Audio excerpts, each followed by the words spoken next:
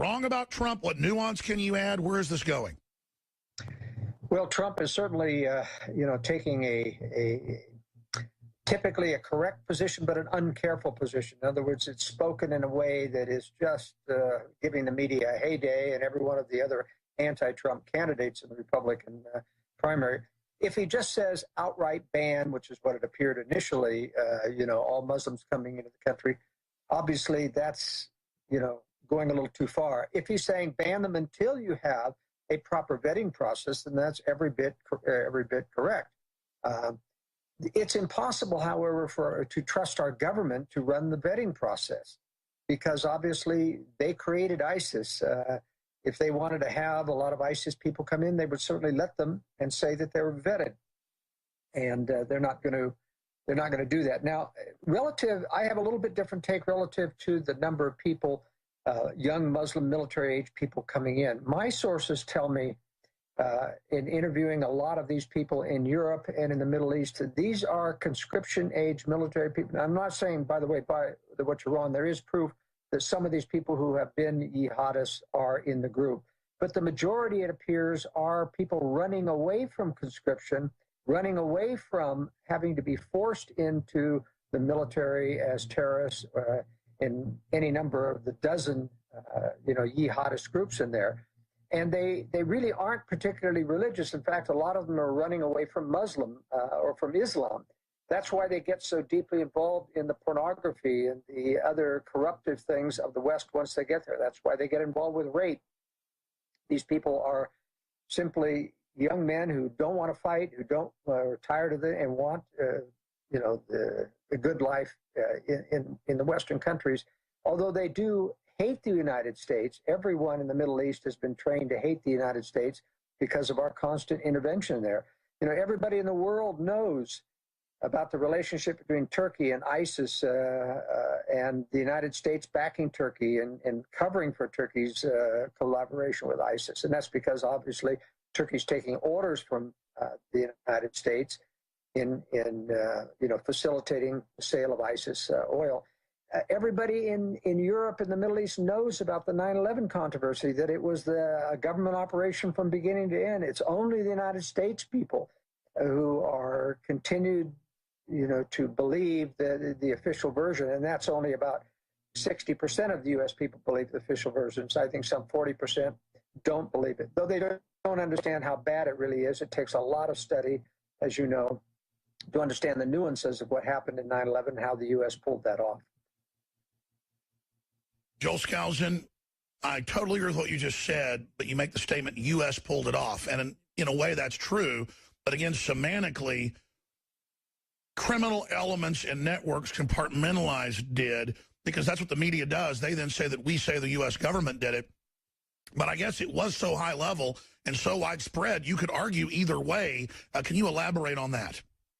Yeah, when you look at the cover-up of 9/11, it goes to the highest levels of government.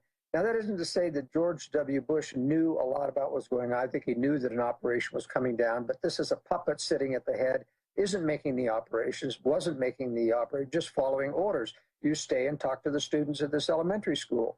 But Dick Cheney, of course, was fully knowledgeable. Here he is sitting in the White House Situation Room, allowing the airliner coming in to attack the Pentagon. I mean, he had to be fully 100% cognizant that this was a U.S. black operation. The young Air Force officer crying out to, this airplane's 10 miles out. Do the orders still stand? And he's panicking because the orders have to be, let it come in. Don't stop it. Don't shoot this airline down. And he's getting panicky. And, Dick Cheney whips his head around and said, of course the orders still stand.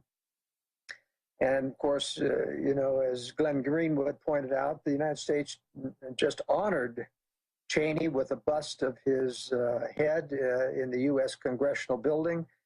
This man should be tried for war crimes as well as treason against the United States. But it clearly was a government operation from beginning to end, including the hiring of the terrorists.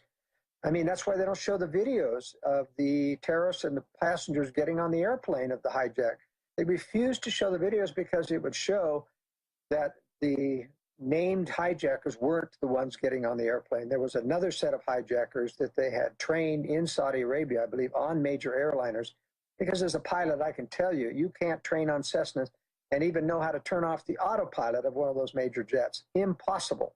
And so there's no way that those named hijackers. So this is a cover-up from beginning to end, including the covering of Saudi Arabia's role in training pilots, as well as keeping a lot of the phony hijackers on the list in their apartments. We're going to break, but let me ask you this quick question. Is Saudi Arabia arguably the most evil country in the world? No, we are. We are. I mean, they're just puppets to the United States.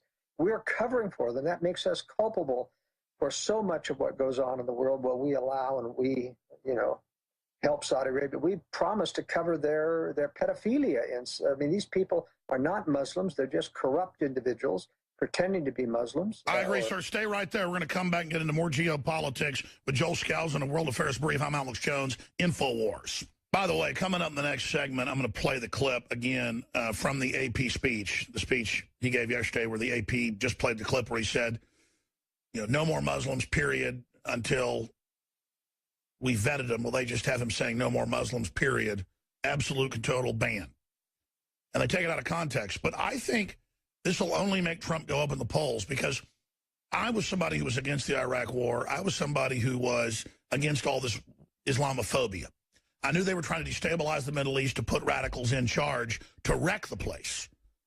I don't want to just randomly hate brown people or Muslims or Arabs. I mean, people know I've been a champion of not abusing these countries and these peoples. But now that they're bringing them in, now they're bringing in radicals, now that this is happening, and Joel Skousen's right, a lot of them are just guys looking for welfare and jobs and women. Still doesn't matter. They're the cover for the radicals, which will then be used to take our rights. And we've been proven that's coming. But Joel Skousen, this is a short segment, long segment coming up. So many other topics, so much more to cover.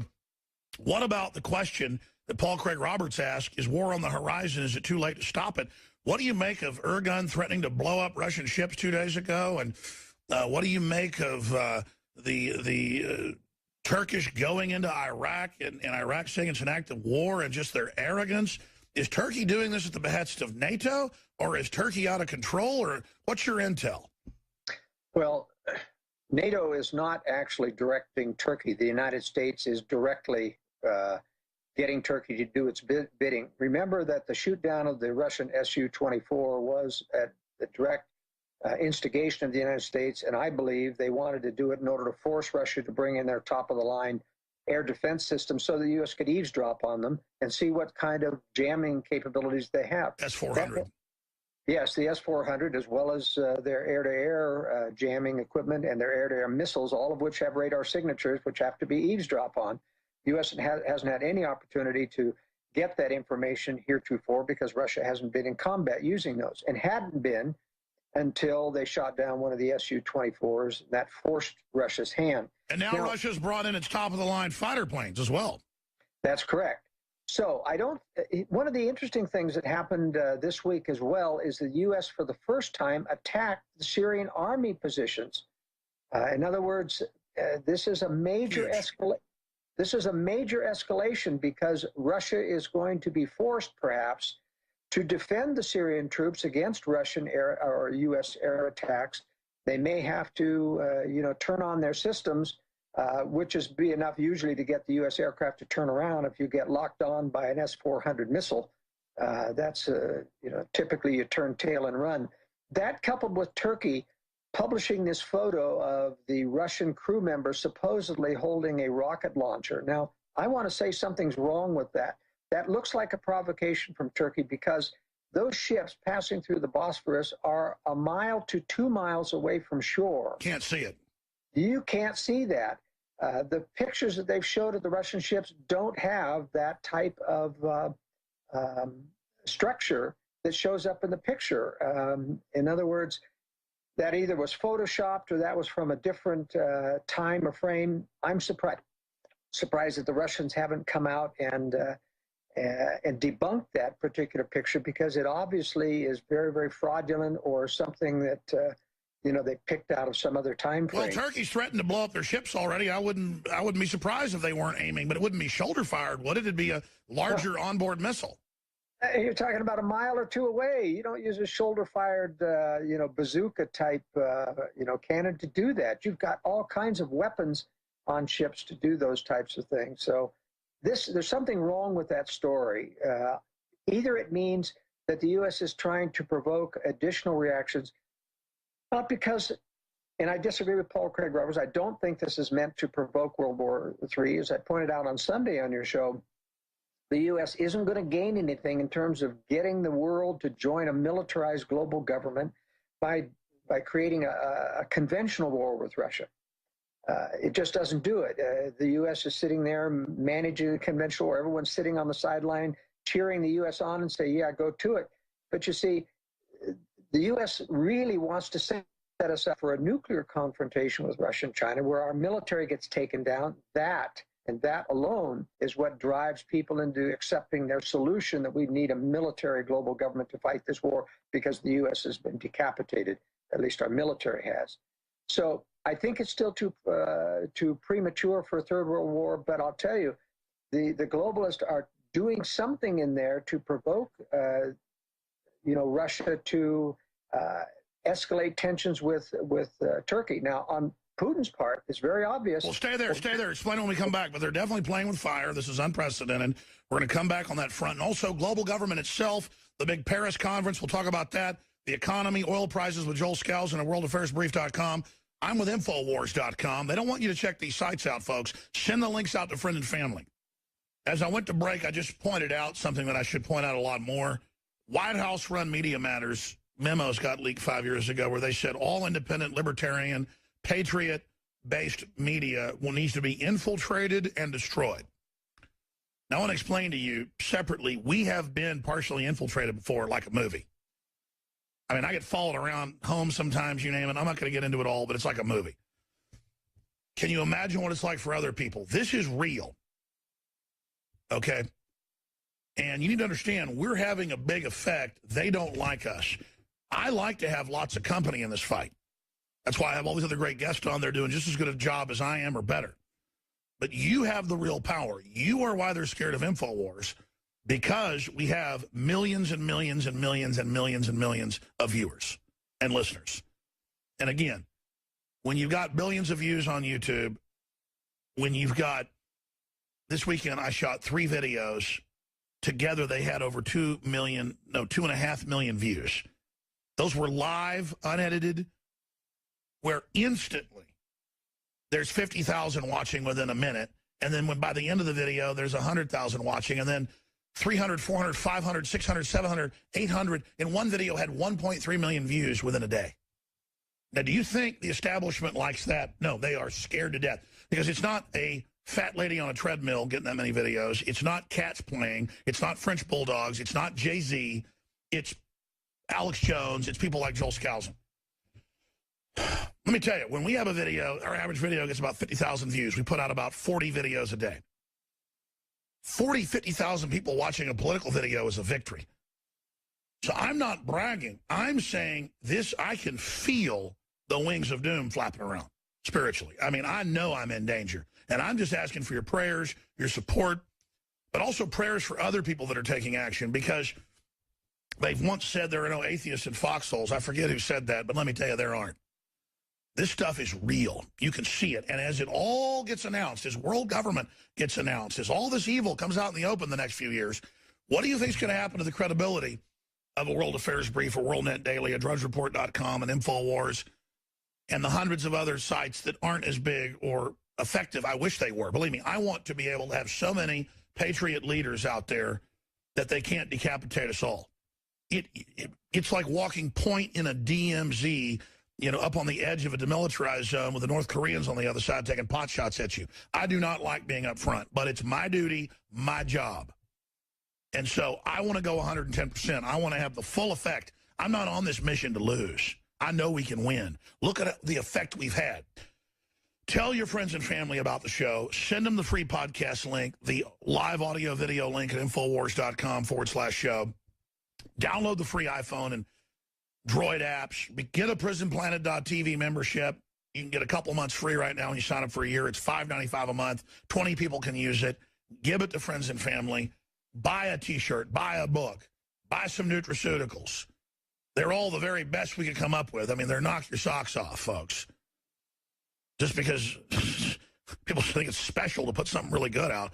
Only an idiot would not put something really good out. You want to dominate a market, but plus I am a good guy. The point is that we are accelerating at a rapid pace. Our numbers, I mean, we have doubled the audience in the last year conservatively. In fact, it's way more than that. It scares me, quite frankly. It's like being strapped to a rocket.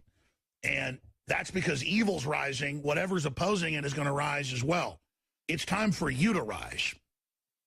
And I know all of you don't see yourselves as leaders. Then pass the info on. But if you do have a burning desire to take action, get involved. Start a show. Go on Access TV. Go speak at City Council. Get involved is all I'm saying. Because this is the season to get involved, folks. This is the beginning of some wild times in the next decade. Briefly, then I'm going back to our guest. We have Deep Cleanse first sale ever. It's got Shilajit, it's got zeolites, and a bunch of other things known to detoxify and pull garbage out of the body. It's got 5-star reviews at InfoWarsStore.com. If we could keep this in stock, it would be our #1 bestseller. It's a real sleeper, though. I never really promoted it, and it's the hottest item we've got because it turns out that the vitamin and mineral nerds, I mean that nicely, the experts just salivate over this formula. It's such a game changer. It's proprietary. Group only developed this for us. So InfoWarsLife.com or 888-253-3139. It'll probably sell out in the next few weeks. We have, again, dozens of other great products. We have free shipping through the 18th. We got a lot of new items, survival items, preparedness items we've added today to InfoWarsStore.com as well. If you've got any questions, give us a call, 888-253-3139. And again, I want to thank you all for your support, your prayers, and more. Joel Skousen, thanks for coming on while I rant. I want to finish up on the unprecedented nature of the provocations by the West. I wanted to then move into more on Trump briefly and then back into other issues. But speaking specifically about the liberty movement, I don't actually see how the establishment, I guess they'll just demonize us, but I mean, the liberty movement is becoming the cause celeb, super popular, super hot, across the board worldwide. I don't see how the globalists, the Anglo-American establishment, can continue to execute their operations if our growth curve is this fast. I think that's why they're announcing censorship and other algorithms to begin next year. Can you elaborate on that or agree or disagree? Well, I agree that they're beefing up on a lot of fronts. I don't think they're going to be able to do that, however. I think there's a difference between throwing the ideas out there, prepping the public, maybe perhaps getting a little more acceptance of them, but they can't even get, I mean, despite the New York Times coming out for gun control, Huffington Post coming out for absolute confiscation of all guns, it's not going to happen. There's just too much opposition to it right now. But the pressure is building so that when they have a big enough crisis, and God only knows they're going to throw a continual mass shooting at us one day after or 1 week after another, it seems, until they get something. But politicians know they're going to get unelected if they do another assault weapons ban at a national level. And that's why it's important that the Supreme Court took a role in saying, and in Heller, in that case, affirming the individual right to the Second Amendment, it's very telling that they said, but state and local governments can put reasonable restrictions. And now, after opening the door to state and local governments to actually confiscate or ban total weapons, they refuse to take the case about whether or not it's reasonable or not. I mean, that clearly shows that the feds, one, don't have the political capital to do gun confiscation themselves. Even the Democrats can't get caught. I agree. So they're going to depend on the states, and only the most liberal states are going to get away with that. But it's a slow eroding process. It all points out, as you said, our movement is growing, Alex, in large part due to you, because you're the biggest audience out there. I mean, a great many of the people who come to the World Affairs Brief come to it because of you. And I'm very appreciative of that, and so are other people. But it goes to the point that their solution to us is twofold. One, politically, they want to give us a compromised republic to make us all go to sleep. And to the credit, fortunately, of the established or the conservative movement now, they're not buying it. It's almost like anything that the media puts forward, everyone says it must be wrong. We've learned our lesson through all the betrayals before. I was about to say, aren't you and so many others, us together, because you've run some of the major conservative organizations in the country, trying to make the Republican Party do its job decades ago. So it didn't come to fruition then, but it's coming later, thanks to you and Ron Paul and many others. I mean, we're not just here to give credit. We're trying to point out to listeners, we're having an effect. Things just don't happen overnight. That aren't we successfully radicalizing the mainline Republican Party? I mean, as Rachel Maddow says. Yes, because we've produced one essay after another on betrayal. It's been betrayal, and the message has finally gotten home. You can't trust anybody who gets to be Speaker of the House. Even Paul Ryan, they've thrown at us assuming conservative, but he's not going to be conservative. Anybody the establishment allows to be in that position, we know, is not going to do what we want to be done, what is right for the country in accordance with the Constitution. Anybody who's allowed to be elected president isn't going to do the job. Even Donald Trump. I mean, we talked about Trump. He's taking the correct positions.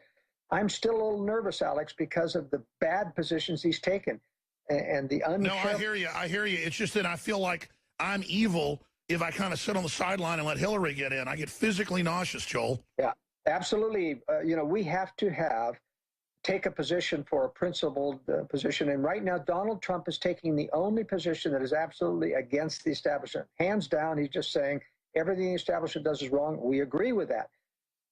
The trouble is we can't depend on him, I think, if he were to get into office, to do completely what's right.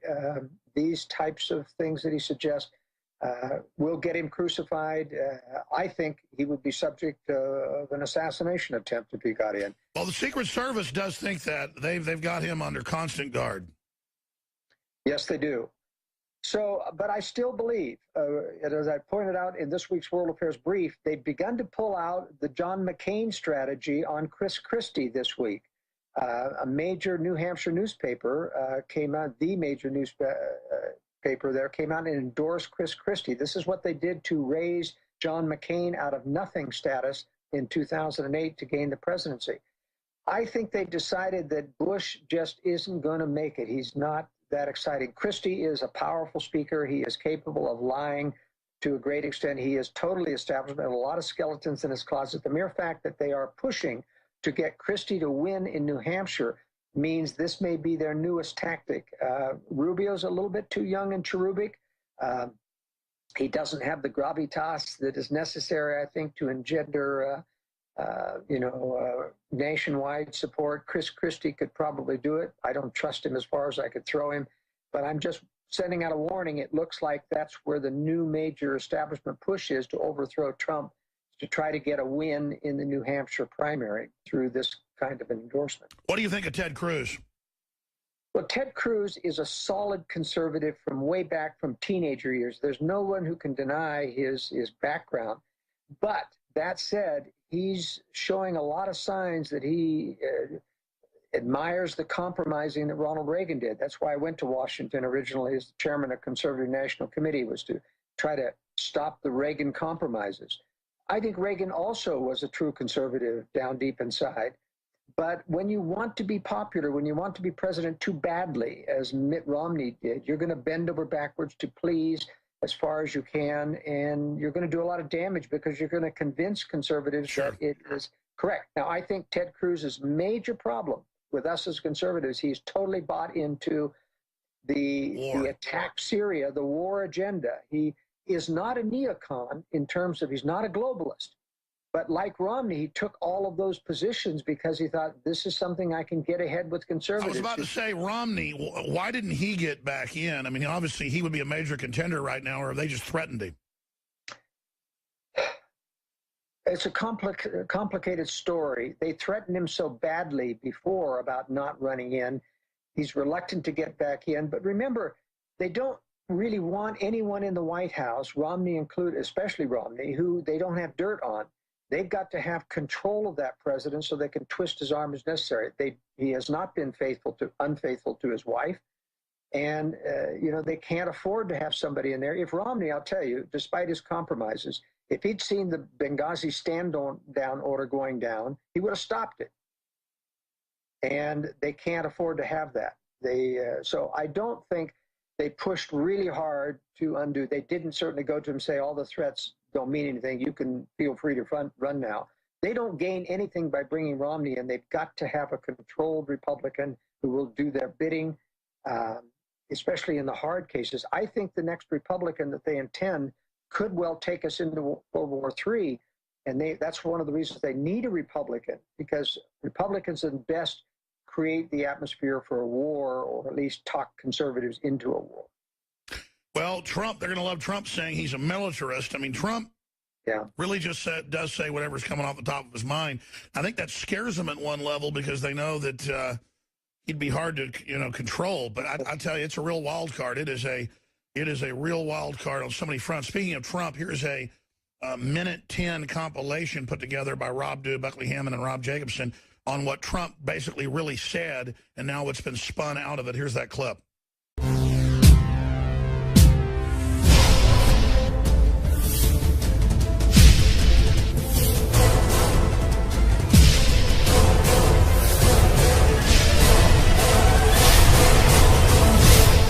Donald J. Trump is calling for a total and complete shutdown of Muslims entering the United States until our country's representatives can figure out what the hell is going on. I'm a proud Muslim, but you don't have to share my faith to share my disgust. That was written by Hillary Clinton's right-hand woman, Huma Abedin, who penned the email in response to Donald Trump's recent proposition to impose a complete and total shutdown of Muslims entering the United States. You know, it was the FBI director, the head of counterterrorism, and Homeland Security who all said under oath that they cannot properly vet people coming in from Syria. This is not a mission accomplished speech. We can and should do more to best enforce the security of our borders. The challenge we're all talking about is that we can only query against that which we have collected. And so if someone has never made a ripple in the pond in Syria in a way that would get their identity or their interests reflected in our database, we can query our database until the cows come home, but we're not going to, there'll be nothing show up because we have no record on it. The FBI director has previously said, I think about a few years ago, that there were people from terrorist countries who were assuming Hispanic names and learning a few words of Spanish and coming in. The FBI director himself testified to that before Congress. So we know that this kind of thing has been going on. But let's take a look at Miss Abedin. Back in 2012, 5 Republicans sent a letter to the Department of Homeland Security noting that 3 of her family members had very close ties to the Muslim Brotherhood. She was also intimately involved in Hillary Clinton's email scandal. And while she was at the State Department, Miss Abedin helped our country cozy up to Sheikh Yusuf al-Qawardi, a promoter of jihadist terror. And one of her many accomplishments while at the State Department was helping destroy the country of Libya. I'm sure her and her Muslim Brotherhood friends are very proud of that achievement. Just imagine what she can do when her best pal, Hillary Clinton, gets into the White House. Rob Dew reporting for Infowars.com. Yeah, when they get the same hotel room, maybe. Joel Skousen is our guest. Going to break here in just a moment. Speaking of Hillary Clinton, what do you think her chances are for the White House? I don't think they're high at all, Alex, and the establishment knows it. She's not popular with the left. That's why they're going after Bernie Sanders. She's got skeletons a mile long in her closet, and of course they are protecting her in that regard. She's got a lot of counter that she could tell about the establishment if they betray her, and so they're not going to do that, and yet I don't think they're going to allow her to be elected. As I said, they want to give us a controlled Republican. Let me just say before we go to break, I didn't finish my thought on Putin. This week, he gave every indication, Alex, that he is not going to rise to Turkey's provocations. He even announced today no additional sanctions to Turkey over their threats in the Bosphorus.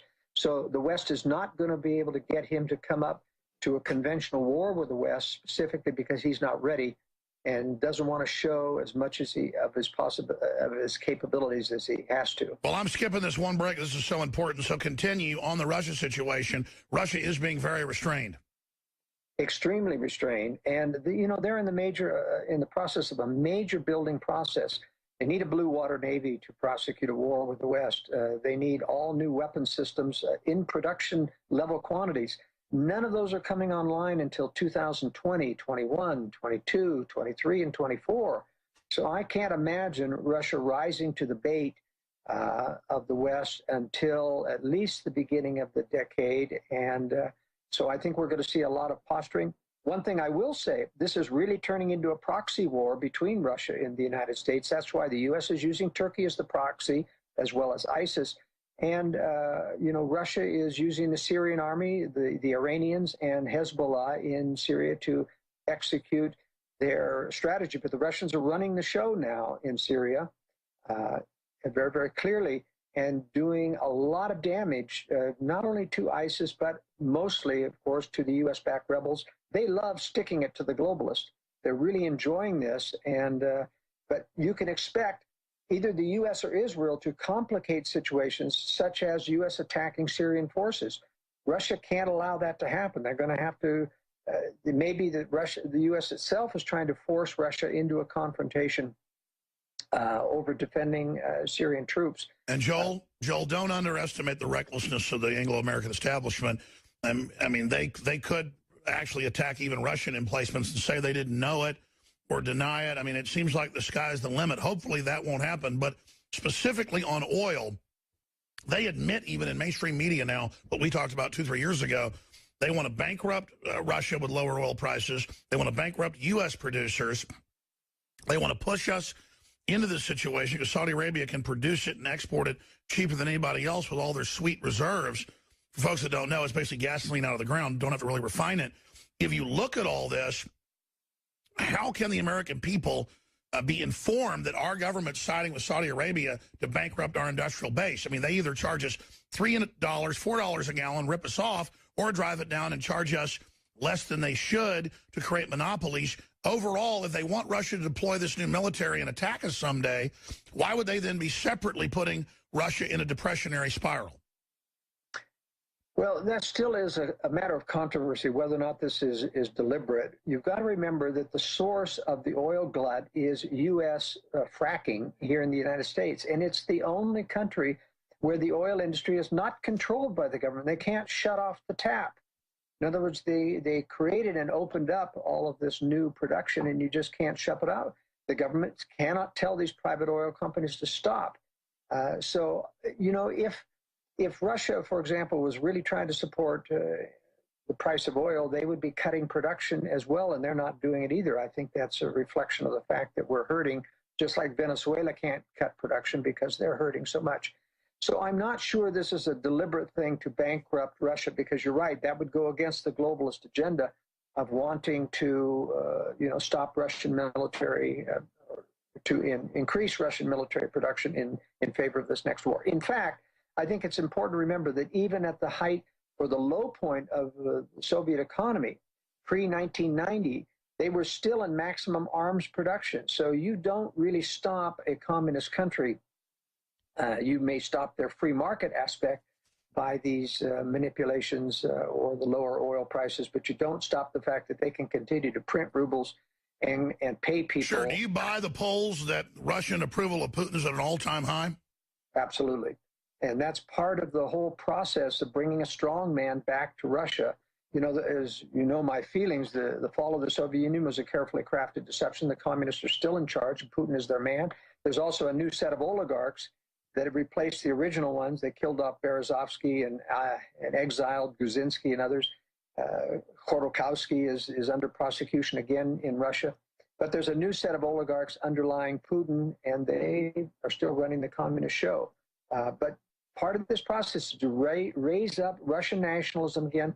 And remember that Russia gains by restraint in the Middle East because they're trying to help the U.S. create the image that the U.S. is the bully of the world. And so the more Russia acts with restraint, the more the world feels she would be justified when she does go after the West someday with nuclear weapons. I've asked most of the questions here, Joel Skousen. Other things on your radar we haven't gotten to? I think one of the things I want to point out, I know you've covered this an awful lot about the San Bernardino shootings, but my take on this is this. There was an article in today about who were the shooters. And, for an organization that just had an interview this week with one of the live witnesses saying that these were white guys. There were 3 of them, tall, muscular. I mean, these were obviously mercenaries that were in there doing the shooting. Syed Farouk is not tall, neither is his wife. There's no way that they could have mistaken them. I don't believe that Farouk and Malik were, in fact, doing the shooting. I think they were part of it, just like the 2 arrestees in the Marathon bombing, but they're meant to take the entire rap to shield the mercenaries that were in there doing the shooting. And this is the same thing in the Paris attack. You know, there was this Mercedes driving from restaurant to restaurant. Witnesses said they were white guys. They were tall, strong, and muscular. They were not Muslims. And yet the media, and this is the key to a conspiracy, the media and the French government never put out that they were looking for a black Mercedes. They never put out any description from these witnesses. They simply buried it. CNN has never, ever mentioned that witness, that key witness. And by the way, we have one white lady that was very clear about 3 white men, and then a separate black guy on another TV station saying he saw the exact same thing live that day. That's pretty credible when it's 2 different groups. And there's a drill going on down the street at the exact same time. Well, you know, I discount the drill aspects of these, and including in the Paris attacks. The drill was important in 9/11 because it actually inhibited a response to 9/11. It had a purpose there. The drills in the previous month or 2 in San Bernardino didn't have any effect on the military response to that drill. So I'm discounting that. But I'll tell you, there's something very real when no reporter at all in the mainstream media ever asked the police at any of these news conferences, what about the 3rd suspect? And it comes out that this 3rd suspect that had probably wasn't involved. These were just covers for the fact that they completely let escape the 3 tall, white, mercenary males who actually did the shooting. And they didn't walk or run away. I'm sure they went away in a vehicle. And the government isn't looking for them. So, Joel, stay there. I want to come back to 5 more minutes. I want to ask you this question. Clearly, it's a false flag. They let them in to begin with and have opened the doors up. But why not stage a false flag where it's white Christians or Hispanic Christians or something? That fits the narrative better. Why stage a whole false flag and then have it be at least one person who came here under false pretenses that blows up in Obama's narrative? Explain that to me. I mean, I agree. The evidence is there. It's just, well, then what's going on? Stay with us. Infowars.com/show. David Knight's coming up too. Final segment that I'm running, then David Knight takes over. He's going to be playing this report where Mark Dice talks to Democrats who agree they want a lower standard of living. They want Hillary to make them poor. This is how deranged they are. And then we're also going to play a report that, yes, Sharia law is being enforced in areas of the U.S. We actually have video of this. That's coming up, and a lot more with David Knight today. And there's a bunch of subjects he's going to be covering as well. Joel Skousen, you heard my question for folks that just joined us. Why didn't they run a false flag with just white Christians or white Republicans? Because that's the whole narrative. I mean, I agree. You've got the evidence of the shooters. You've got all this other stuff happening. Why not tailor it? Or was this done so we would accept it and believe it, and then accept gun control, accept more homeland security? Are they giving us false flags they think are more appetizing? It's a good question. The answer is a little bit complex, but let me first of all say that remember that these false flag black operations are going on in preparation months and months in advance, sometimes years in advance, and you can't always stop the process or dovetail or plan on this one. I mean, I'm sure they've got a dozen or half a dozen black operations, gun control-oriented operations already in the pipeline. And they have to wait till the patsy is ready to do what they're told and get in line. They cannot just wait. Now, remember that Farouk and Malik, he just got $26,000 paid into his bank account. Somebody paid him off to do something. And I think it was to be present at this. I think the government came in and planted those weapons. The pipe bombs were inert, by the way. That's a sign of false flag. The fact that he couldn't have built that toy car remote bomb, he had no electronic experience, means that there were other people involved, which they're not looking for. So this was clearly a false flag, but I think it's important to realize that terrorism was sacrificed in here. It's true there's a disadvantage in ginning up an anti-immigrant reaction to this. But remember, the key aspect was the ATF kept saying this was a legally acquired gun in California, the toughest of all gun states. This was completely tailored to make sure that we have to take down that no gun control is safe for assault weapons. We have to ban them. That's right. We got to have more. And more, but not only that, I think they're saying that gun laws don't stop it. We've got to actually ban assault weapons. Confiscate.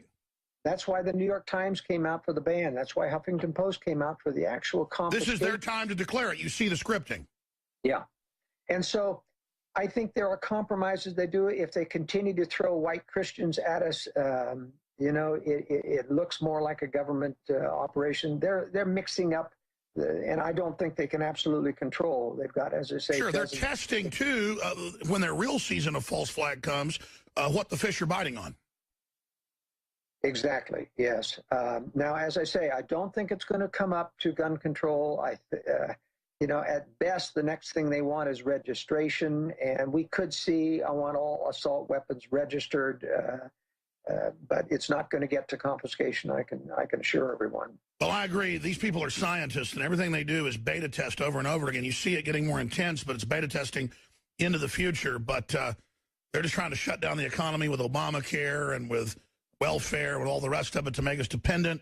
But certainly an interesting time. Watch what's happening with Russia and Syria. That, for me, is the big hot button. Joel Skousen, thank you so much. You got about 60 seconds left. What else is going on over at World Affairs Brief right now?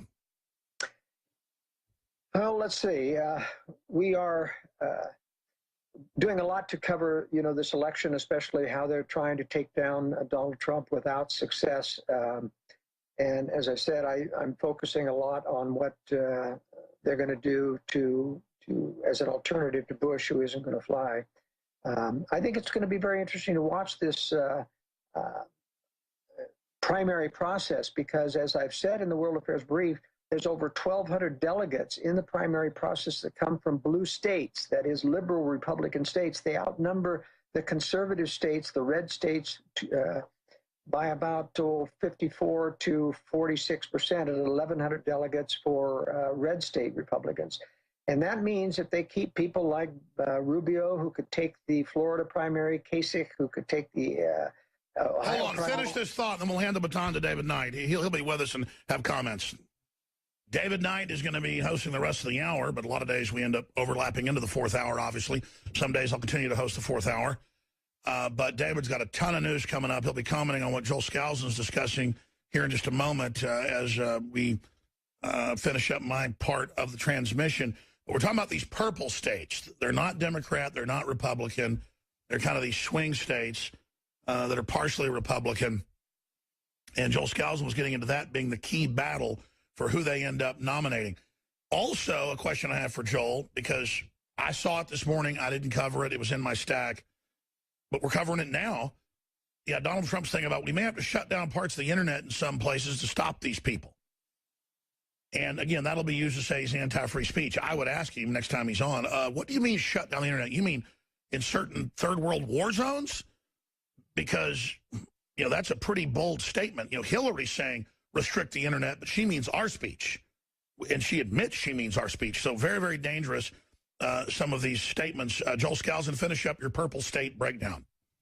Well, the important thing to realize is that if a person doesn't get an outright win in 8 primaries, then it cannot be nominated for president. So you're going to look to these people who, like Rubio and Kasich, who might win in their individual, to hand their votes to someone that they want, like Christie, who I think is going to win a few, and that will beef him up enough to be able to be nominated for president. Somehow they're going to dump Trump. I can tell you that he's not going to be the nominee. So you're saying they're going to gerrymander it somehow? That's right. They're going to gerrymander this thing. And I think it's very important to watch this because I'll tell you, the Tea Party is going to be outraged when they see this happen. They're going to realize, boy, the system really is rigged, and it doesn't look like... And that's when Obama would do a new Oklahoma City to blame us. Yes. I want to also mention before we close here that the National Front in France just won the latest regional election. They are now almost as big as the other 2 major parties, and this really has the establishment worried in Europe. This goes to the thing that I've long predicted, is that as Helmut Kohl told the Maastricht Conference in 1997, if you don't do this voluntarily, there's going to be war. The only other alternative to the EU is war. And so I think what he means, of course, as a globalist, is we're going to give you a war to force you into a major global government. And although I still think that this is a few years off, Alex, it's coming as sure as we're living here today. Well, the new attorney general that wants to restrict free speech, I totally agree with you, Joel Skousen, tipped her hand when she said her biggest fear is retaliatory strikes on Muslims. Well, A, I don't want anything to happen to random innocent Muslims as well, especially the ones being preyed on by the Wahhabists our government's been funding that have killed hundreds of thousands of them in Libya and Syria. But she tips her hand. The perfect thing out of this could be a false flag with a bunch of Muslim school kids or something mowed down by some right-winger they're winding up right now, or some patsy, or maybe they go all the way with a false flag, and then they can come in and come together and take our guns in the name of unity.